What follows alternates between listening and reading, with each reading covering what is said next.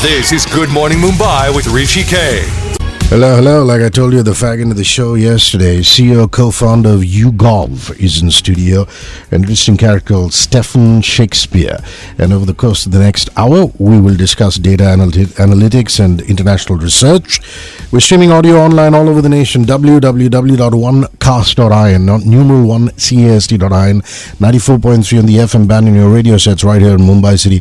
Only if you're not driving. Stat-free warning: if you're in the backseat of a radio taxi, a chauffeur-driven car, at home, at work, you want to stream some video live, we're Facebook Live now on facebook.com/radio1.mum, and we've tagged YouGov India, YouGov Surveys, so you might want to take a look.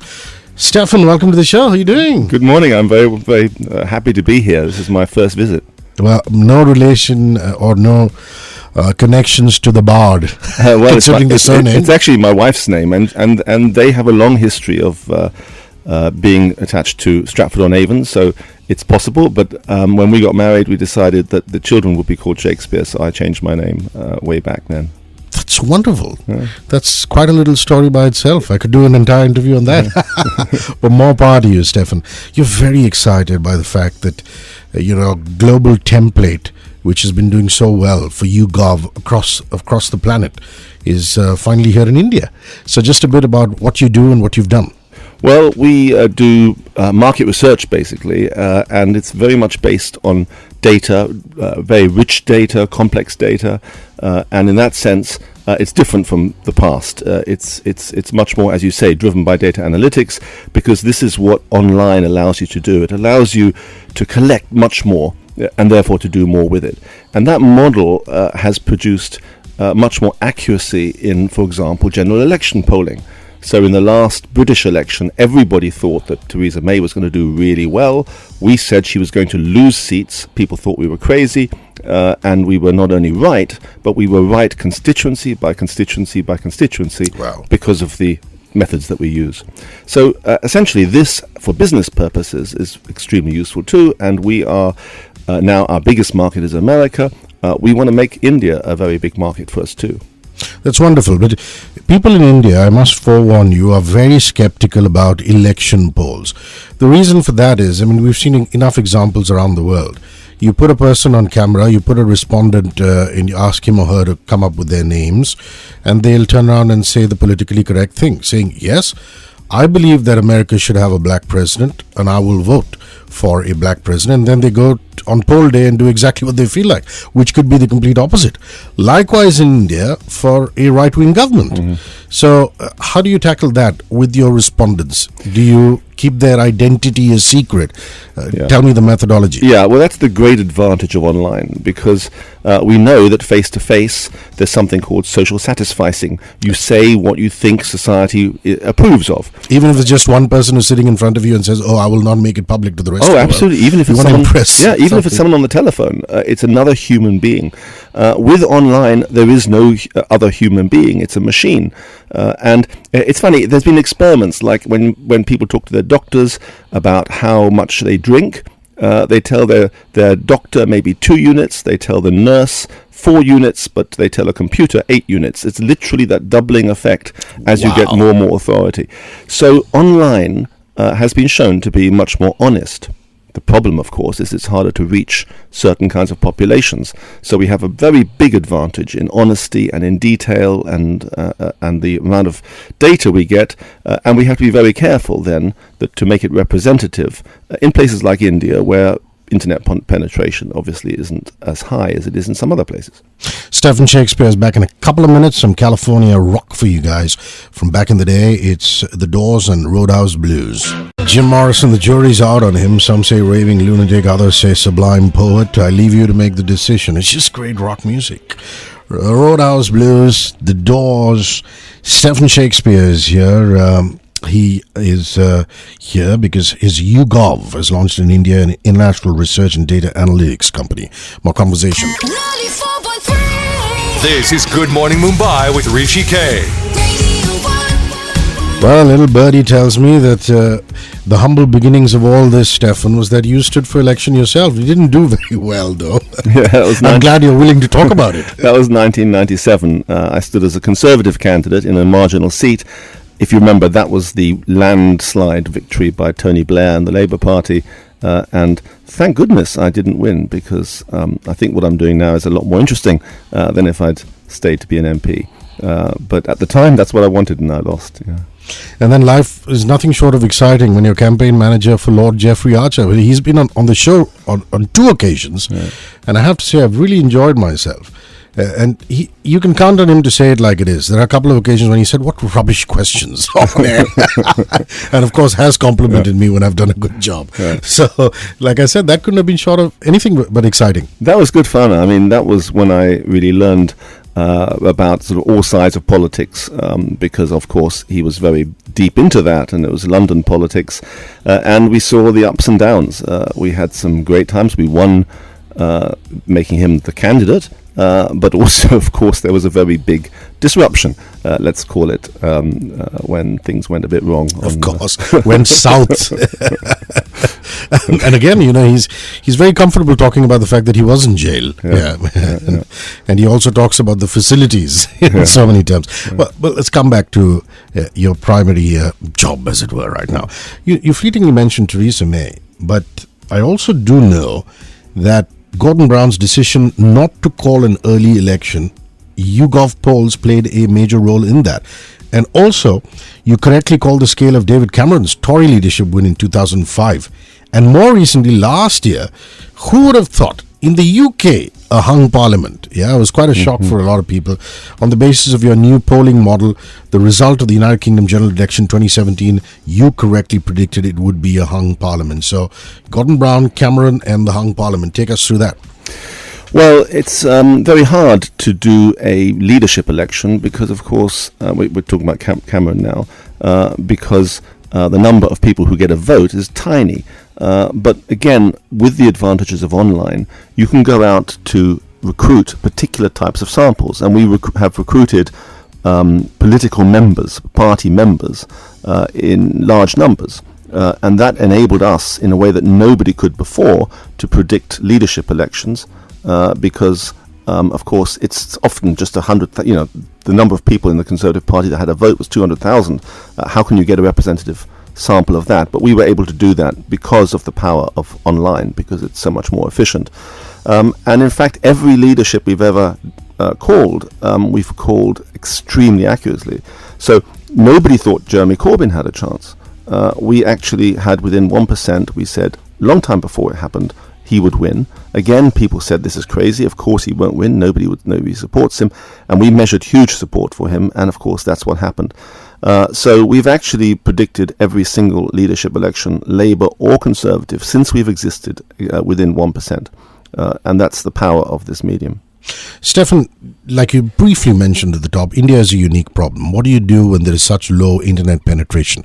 How's your methodology going to change here? And international or global conglomerates have always faced that problem here. McDonald's didn't do veg burgers till they came into India. Likewise, they didn't do home delivery till they came into India, but they had to tweak it. So how are you going about that? Well, when we started back in 2000, we had the same internet penetration in the UK as you have here now, about 33%. And people said, you can't possibly poll if only 33% are online. The reason that we could, and the reason that we can here, is because the panel, that is to say the people who join our panel, and of course anybody can join our panel, they just go online and they join, and you think, okay, that's a bit strange because you're not chosen randomly, you actually go out and join. But we don't take our samples from randomly selecting within our panel. We use we use data, and so we collect information about people beforehand, and we say, where do you live, what kind of life do you lead, where do you shop at the supermarket, not just age and income and all of those things, and then we select representative samples from that panel. And that's different. We don't go out randomly and just see. We collect a very large panel, and then we choose perfect samples from within that panel. So even though the panel may have a big skew, like 2-to-1, in favor of the urban population, but the actual population was, of course, the opposite way around. we can choose the right number of people from rural and from urban. We can choose the right number of men and women. We can choose the right age groups. We can choose the right income brackets from a very big number. And that is the way that we do it. It's modeling. It's not random selection. It's modeling the sample before we even start the poll. 9967743 943. That's the WhatsApp number. The last three digits are our frequency. 94.3 9967743 If you have questions for Stephan, even if you don't have questions, it's all right. You have any comments, please just put it out there and I'm happy to read it out on air. On Twitter and Facebook, it's at HRISHIKAY. Tweet out with your name. Post on the timeline inbox on Facebook and facebook.com/radio1.mum. Keep yourself busy because you're not going to hear us for the next 10 minutes. We're going into a Billy Joel song. It's still rock and roll, and then some messages, and back with Stephan Shakespeare in 10. 94.3. This is Good Morning Mumbai with Hrishikesh. Welcome back. Streaming audio online all over the nation. www.onecast.i and numeral 1cast.i and 94.3 on the FM band. On your radio sets right here in Mumbai City. Only if you're not driving, stat-free warning. We're now streaming video live on Twitter at HRISHIKAY. We've tagged the YouGov Twitter handle as well as Stephan Shakespeare's Twitter handle. You might want to go take a look at that. He's CEO and co-founder of YouGov, one of the pioneers of internet research. The driving force behind YouGov's innovation-led strategy is this gentleman. Now, tell me a little about YouGov Brand Index. Yes, we measure over 1,000 brands every single day, how they go up and down. Traditionally, you did brand measurement maybe every year, maybe 4 times a year. We thought, this is about 10 years ago now, that's not enough. The way the world works now, things go up and down very fast. You have something happening, and a brand gets a hit, and it can actually suffer for a long time. So to have occasional polling isn't enough. And we really believe in constant everyday polling, so that every day you can see what is the effect of an advertising campaign, what is the effect of a problem, a PR problem or a PR success, or you can see whether gradually your brand is getting stronger or weaker, and you can see that faster if you have constant polling than if you just do it like once a year. So the more competition there is, the more I think you need continuous research, continuous polling. Well, Stephan, as part of my essential reading, I was going through the YouGov India Facebook page, and some interesting stuff that's come up there. One is there's this whole discussion happening about, is India IKEA ready or not? And a poll on YouGov India, it's published on the Facebook page, says that an overwhelming 70% say that they're ready for IKEA's DIY style. And you know, in India, we're not a DIY friendly country. You know, we have people setting up our electricity for us, our plumbing for us, or even to do our daily chores. And that came as a bit of a surprise. So that's one thing I'd like you to talk about in terms of the methodology. And the other interesting thing was how the youth in India currently are more prone to watching Netflix or OTT platforms as opposed to traditional cable television, which wasn't the case as far as our parents' generation was concerned. So the methodology in those cases. Yeah, we have a variety of ways of doing that, including of measuring these things, either surveys where we ask people whether they've seen something positive or negative, what they use, what they think of brands in detail, as I say, every day. And we also use other methodologies like tracking people's actual media use, and so we have more than one way of measuring these things. What we find is, of course, and this won't come as any surprise, you've just talked about it, consumer trends towards things like DIY moving that way. People are realizing more and more that they can't always go out and have something done for them. They have to go out, and they want to actually go out and control things for themselves. More and more people want to organize their own living space, their own, the things that they have to do, and that goes for media usage as well. Online, different forms of delivery mean that you can tailor your world much more to yourself. You're not so much sitting watching something, you are recording things, you are doing video on demand, all of this. So we see it happening everywhere. It's happening in India just as much. And all the social media platforms, whether it's Facebook, Twitter, Instagram, have all gotten to this online polling act. You can go on and you can actually structure a post or a tweet running an entire poll, and they publish that for you. But what they're not doing is analyzing that data. So traditional international research and data analytics companies like yourselves, vis-a-vis the casual social media polls. A bit on that, please. Yeah, well, if you have these polls, they can be a lot of fun because it's engaging for people and you get a result that you can talk about, and it tells you something about the particular viewership or readership that you have. But it doesn't tell you things that you can rely upon in marketing. Because we know the background in detail, we know literally hundreds of things about every panelist that we have. When we say 70% do this or 12% are interested in that, we can then tell you the exact demographics of those people compared to the people that don't think that way. We can tell you what media they use, so how to reach them in marketing. We can tell you how they're changing. They used to think this and now they think that. The more detail you have and the more time series information you have, the more you can tell what's really happening. So it's not just a number like 62% think this. It's what are the demographic trends behind those numbers, and that you can only do with high-level data-driven analytical research. A Danish man called Michael Learns to Rock Someday, back in a couple of minutes with Stephan Shakespeare. Michael Learns to Rock Someday, 9:33, Stephan Shakespeare. He's here and he's representing YouGov, an international research and data analytics company, a core offering of public opinion derived from a highly participated online panel. 94.3. This is Good Morning Mumbai with Hrishikesh. We're in the center of a huge data privacy discussion, considering the fact that, over the last couple of years, the Aadhaar card was launched in India. Many questions were raised about privacy of personal data. Where do you stand on that? Well, I think people are right to be nervous about the privacy of their data. Who owns that data?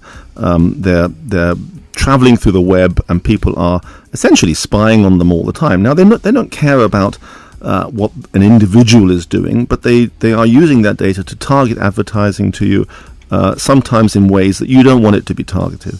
So I think this is a very big issue, and if you look at what's happening in Europe, we have this new legislation called GDPR, which is very boring and technical, but in essence it means companies can't just track you and send you all this advertising and all the wrong stuff that you don't want. And that's actually going to become I think international. Everybody cares about this.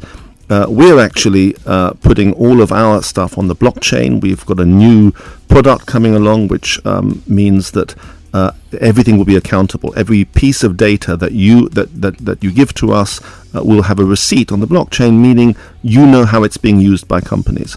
We think we have to have real transparency and protect people's privacy, so that you know when you join a panel like YouGov.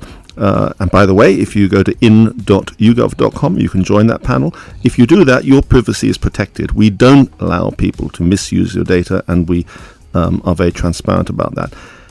The whole world is now being essentially tracked by somebody, by hundreds of different companies and agencies. We need to really get to grips with that because people are nervous about it. Well, we've talked a fair share of how you use the data and the analysis for polls, as in elections, and a little bit about corporate India, as it were. Let's sign off with Hollywood. You've done some excellent work with studios in and off Sunset Boulevard. Yes, the Hollywood, of course you've got Bollywood here, which I hope we get into one day, but in Hollywood, the Hollywood studios, they use our data quite extensively to help them with their marketing campaigns. So they've invested a huge amount of money in making a movie. They now want it to get the maximum number of bums on seats. And you don't do that just by launching. You have to have careful research to see where is the audience for that, and where does the audience get its information from. So not only how do you advertise it, but where do you advertise it. And that again requires a lot of detailed knowledge about media usage and so forth. So we have become a significant player in this industry, in the entertainment industry, in helping people to target their marketing to maximize their audiences. Wonderful. Stephan, it's been an absolute pleasure. Before you go, would you throw out coordinates once again where people can get in touch with YouGov right here in India? Yes, they can join the panel at in.yougov.com, and YouGov India is our social media handle, and we'd love to hear from them. Wonderful. Have a wonderful stay here in Mumbai City and a safe trip back. Cheers. Thank you very much. Messages and back. 94.3. Upgrade to India's #1 international radio network. Upgrade to 94.3 Radio 1.